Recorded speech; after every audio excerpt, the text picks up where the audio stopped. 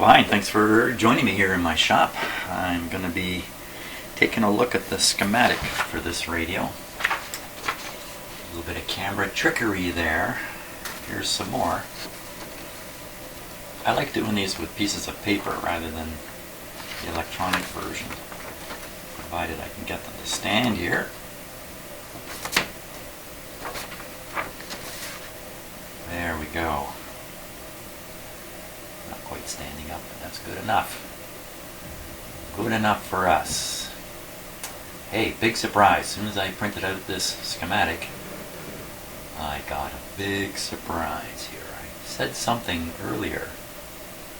Turns out to not be true.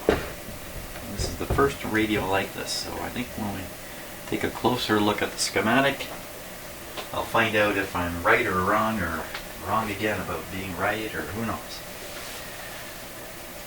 Let's see here.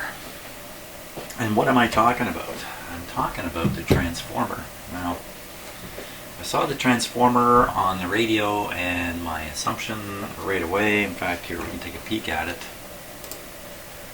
Okay, so there's the transformer there, and my first thought was, well, if it has a transformer, then these tubes are not connected in series through the heaters, and this is not a hot chassis type radio. But with just a couple of moments of looking at the schematic, I spotted this down here showing all the heaters are connected in series, and look at the tubes, 12, 12, 12, 35, and 50. I mean, that's clearly adding up to something in the range of 120 volts. They are in series, and which is a little bit surprising to me. So let's start with the power supply here. And there's the transformer right there that I was talking about. And just down here you can see an A and a B, a couple of arrows, and it says see detail for heater connections. I can't read that. 81 milliamp field volts something. Okay, I don't know what that's saying down there. Not clear to me. It's not clear on your screen either. Well, in any case, you can see here's the transformer. It has only one output, high voltage output, center tapped, and there's the full wave rectifier, the 50Y6, and there's the filter capacitors, and look at that, the filter inductor. Also a couple of resistors here, 200 megohms, 500 megohms. Not much current flowing through here, but it's a voltage divider, and it's providing a voltage for the grid. You can see the grid is connected right through here. So, now, what about the chassis? What about the chassis? So we go back here where the plug is. You see it comes into the switch. Just before that, you see a capacitor going to the chassis. I think it says 0.05. Could say 0.03, but I'm 0.05, 0.03. Not much difference there. So hey, that means one side of the chassis is connected to one side of the power coming in, and the plug is not polarized. Oops. The plug is not polarized. Just take a peek at it here. Here it is. It's just your ordinary old style plug. So no polarization. That means you can put it into the outlet this way or that way. And we get into this whole situation here where if you plug the plug in the wall one way, then when you turn the set on, the chassis will be live at 120 volts through this capacitor. And if you plug it in the other way, then when the radio is switched off, the chassis will be live at 120 volts through this capacitor. The idea here is the capacitor will drain off any noise or undesirable RF type stuff in the chassis. I could be wrong about this. I mean, just a basic notification here. I could be wrong about just about anything I say. So I don't qualify myself as some kind of know-it-all expert in here. I'm on the learning curve all the time. So the other thing too is the chassis cannot go. Well, I won't even say that. I won't say that. What I was going to say, I will not say. Let's just leave it at this. You have to be concerned about this radio and the chassis being live, even though it has a high voltage transformer. It's very surprising that they would do this. To produce the high voltage to drive the output tube, that's all it's doing? No, it's driving all the tubes. Because typically in a radio where the heaters are connected in series, they've done away with the transformer entirely as a cost-saving, weight-saving, space-saving move, and then they just rectify the incoming 120 volts and try to get about 150 or 160 for B+. This radio is going to be running with a higher B+ than that. It better be. If it isn't, this whole transformer deal is not worth much. So anyway, the thing is, I was fooled. Here's a radio that does not fit the pattern that I have seen with every other radio. Transformer, no chassis concern, no tubes in series, no transformer, tubes in series, chassis voltage concern. This one seems to hit both of those marks. So okay, that's enough on that. Let's see. So here's the output transformer. You can see a winding here and a winding there. One of these represents the voice coil, and the other one, I'm not quite sure what to make of the other one. It sure looks like there's two here. I would hazard a guess that it has something to do with hum control, but I don't think that's true. Bit of a mystery, just what's going on there. Let's just work our way back to the front of the radio. Maybe that's apropos, because today is Back to the Future Day. In that well-known movie, Back to the Future, the date today, today's date, is one of the dates that they visited in the future. So, anyway, back to the front, not exactly back to the future. So what do we got happening here? So off the plate of the output tube, the 35L6, the output signals fed through this transformer, so the audio or signal portion can cross the transformer and show up in the speaker. The DC portion is just coming back to this rectifier tube to produce the... and what does it say there? What am I reading? 85 volts?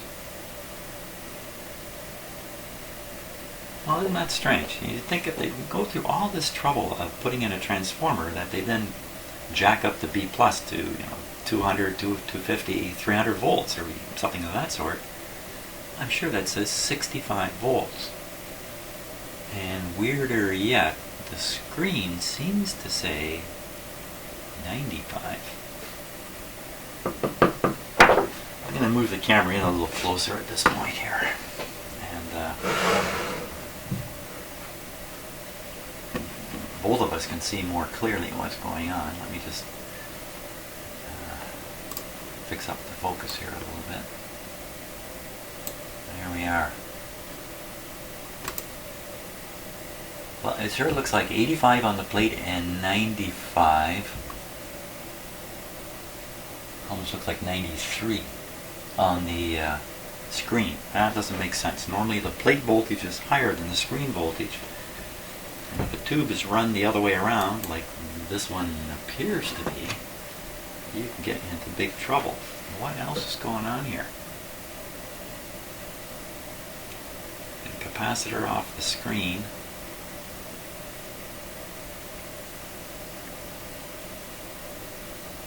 Okay, so the screen voltage is coming, now you can't see it. coming off this line here, and this line is the same line as the line going up to the plate.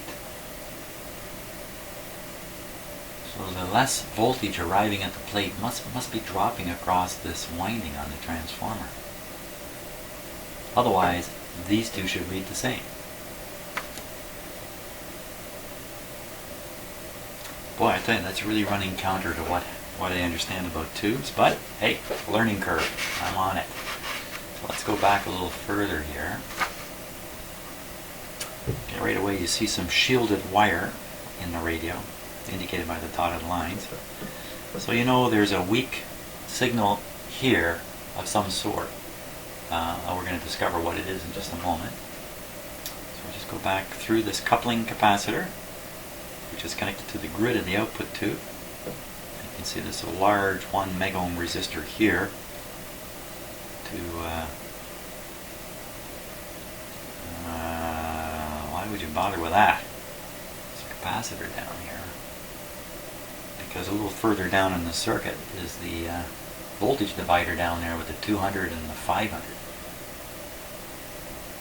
Those are mighty big resistors.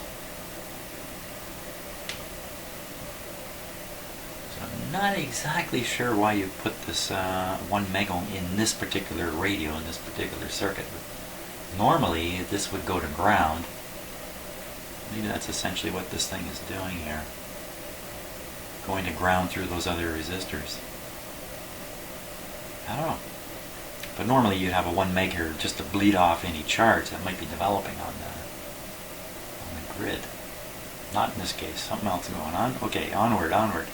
Signal coming through the capacitor, coming off the plate of this tube, which is the combo detector first audio amplifier developer of the AVC voltage. That's what this guy does. You see the two little plates there are part of the detector circuit, and out of them comes the detected audio.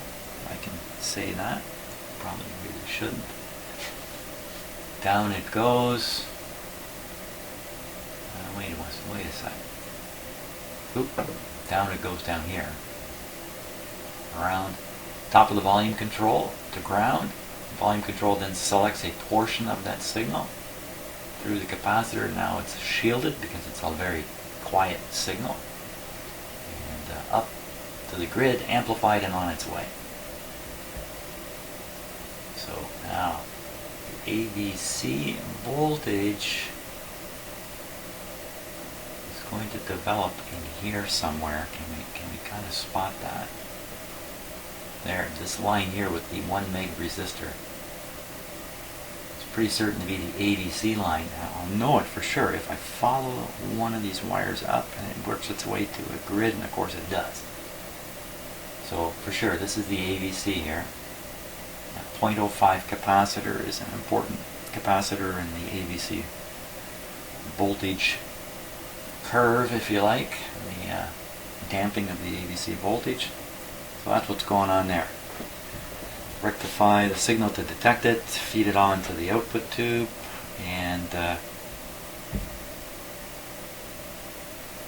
we go back to T4. This is one of 2 IF transformers. In fact, I can get the whole front end of the radio in here, like that. Those are kind of unusual tubes too. 12B6. Not ringing a bell with me at all. So, we just work our way back through this IF transformer. This guy is operating at, where does it say? Probably 455 kilohertz. I don't see a note for that just yet, but I'm sure it's written on here somewhere. Go back a little bit further. Here we have another, just the first IF amplifier, or the only, you could almost call it the only IF amplifier too. This guy has got an important job because he's responsible for boosting the signal strength in the radio. Not so much this guy. And not so much this front end tube, this one here. So he's getting 455 in this way, boosting it and sending it out. It comes with a screen. I'd say that says 90 volts. Got to be the same as this other one. I think it says 90 volts there. And up here on the plate it says 95 volts, which makes a little more sense. But hard to read those numbers. Then we go forward to the very front tube. This is a busy, busy tube. He's doing lots of stuff here. So we look at what's coming out of the tube on the plate. Over it comes, goes through this IF transformer. So any 455 is going to go through the tune transformer and on its way further in the radio. Okay, so that looks like a screen grid. The next one down is the signal grid from the antenna. So you can see right here, there's the antenna on the radio. We'll take a look at the radio itself. A little bit of a long shot in the camera here, but there's the antenna right there. Loop antenna. So, this radio is really not intended to have another external antenna connected to it. It's meant to work on its own, but it has the facility to hook up another outdoor antenna.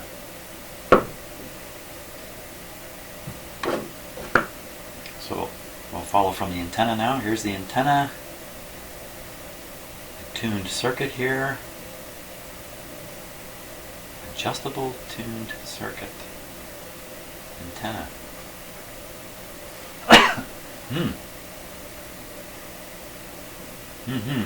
Okay. Maybe I'm eating crow again here. I think this is the antenna coil, but it's really a tuned inductor. May not be intended to be the antenna. Kind of got me. Not exactly sure. A lot of these radios you can run with an external antenna, pump the signal in and it'll get there. No external antenna, and a loop antenna does the job, the inside. Maybe that's all that's going on here. How is it adjustable? How is it adjustable? How is it adjustable? Let's go have a look here. What would make this thing adjustable? Aha! An adjustment right up here. The slug actually slides into this coil.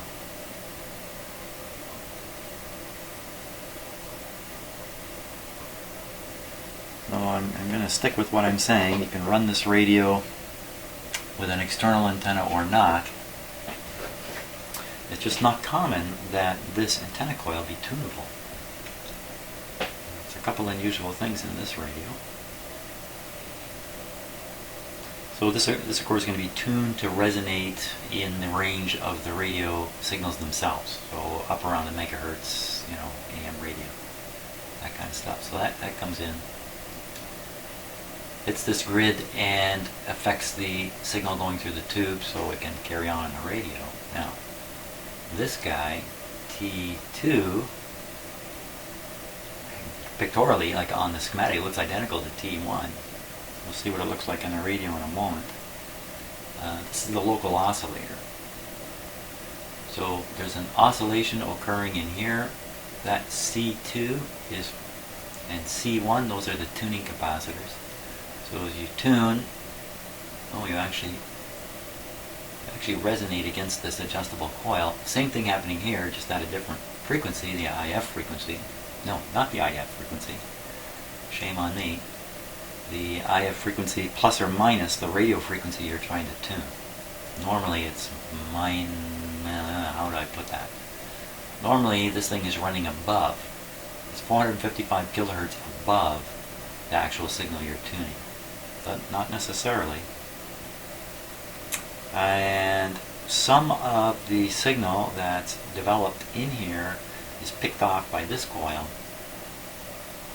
through transformer action, and it's fed up to that grid there. Wait a minute. Wait a minute. That's the wrong grid. Okay, so some of this must be the feedback element here. So some of the oscillations in here between this tunable coil and the tunable capacitor are fed into the first grid. The second grid is picking up a wee bit of that variation, and through this coil feeding it back into here, and that sets up the oscillation, sustains the oscillation in here. I think I got that right. Hope I got that right. So that makes the come back along here.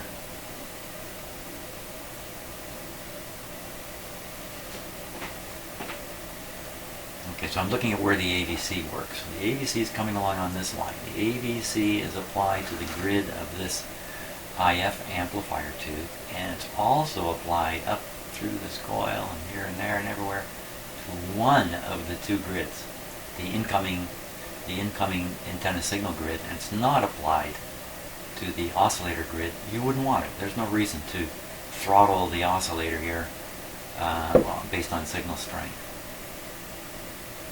So pretty straightforward radio, nothing too tricky going on.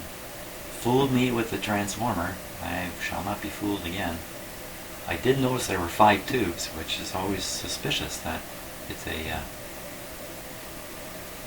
tubes are in series and hooked right across the line, making it the hot chassis type radio. So, and there we are down here, as you can see. This fits a lot of radios. Rogers and Majestic and Deforest. 1941. That's what I gathered from that /41 model. Oh, that's interesting. The actual model is MO5/41, or in my case, it's the bottom on there. WO5/41. I didn't see that number before. Now, are there any special notes here that we better pick up on? Volume control on-off switch.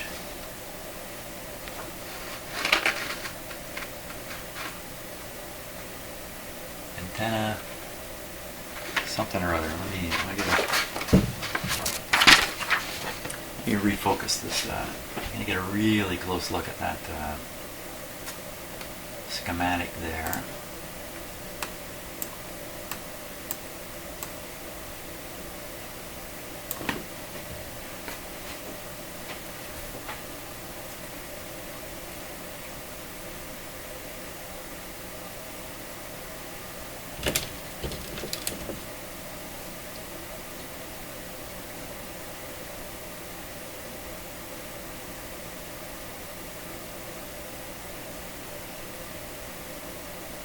Well, I'm not sure what it says.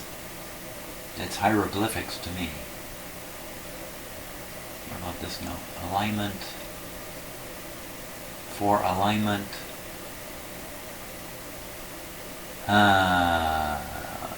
What are they pointing at? They're pointing at something on the front of the radio here.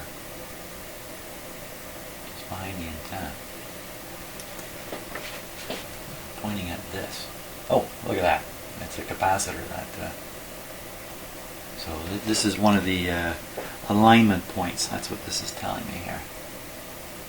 Antenna, something or other, oscillator. Oscillator, something or other. Okay, so I got some idea what's going on there. T1.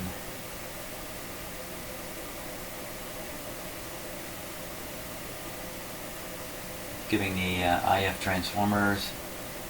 That looked like first one. The first one was this one here. Second one is this one up here.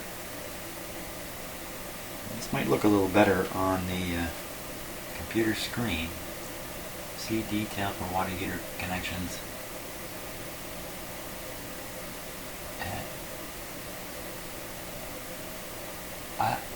boring, something or other, 51 milliamps.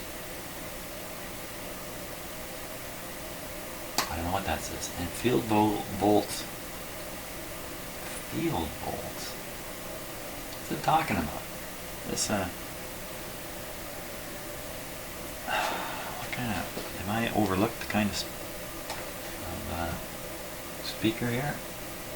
Oh, looks like it has a field coil.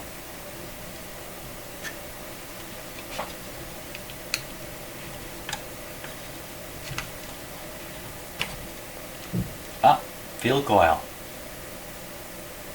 Okay. Field coil. And that certainly explains this part of the schematic where you see T7. That's the field coil. Field volts 11 or something like that. I really can't read the number. 19. So maybe they're saying you get 19 volts dropping over this field coil. Okay, any other notes? Any other secret notes? Any other hints the engineers put in here? Oh, there we are, IF456. I knew I'd find that sooner or later. All this stuff in here.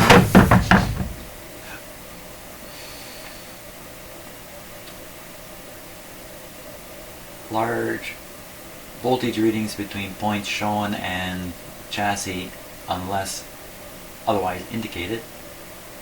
So everything is read to chassis. Something coil DC resistance. When I printed this, I printed it as big as I dare, and it's sliced off. My printer sliced off a bit here. So some coils DC resistance 3 ohms. And there's the IF frequency 456. Drain. Drained?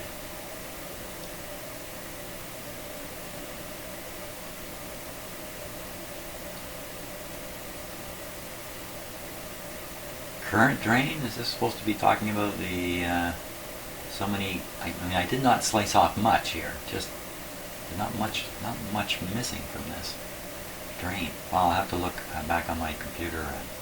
By the way, that's where I pick up a lot of information from Radio Museum, which is out of Europe. Well, no other secrets here. Alignment data on sheet 84. Well, it's a pretty simple radio. It's always good to read the alignment data, but if I can't find it, we won't be stuck on here. So there we go. That's the tour.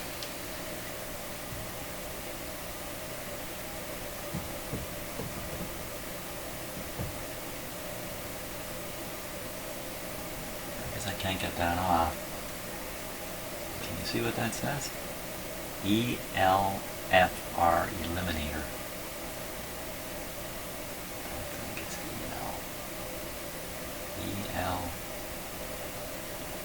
ELFR eliminator. So this came on a piece of equipment that I was working on, and the person had bought these, I think, over the internet, and therefore electromagnetic radiation and some kind of eliminator. So you stick this little piece of plastic, I mean, look at it, it's a little piece of plastic. You glue it on your turntable, your stereo, your CD player, whatever, and then you're free from being impacted by the electromagnetic radiation pouring from it, just for the sake of this little tiny sticky button here. Oh, it's got tin on the back. That's the secret. Okay, enough distractions. I have to go back to trying to fix my Envoy. That's also what I'm working on today, out in my garage.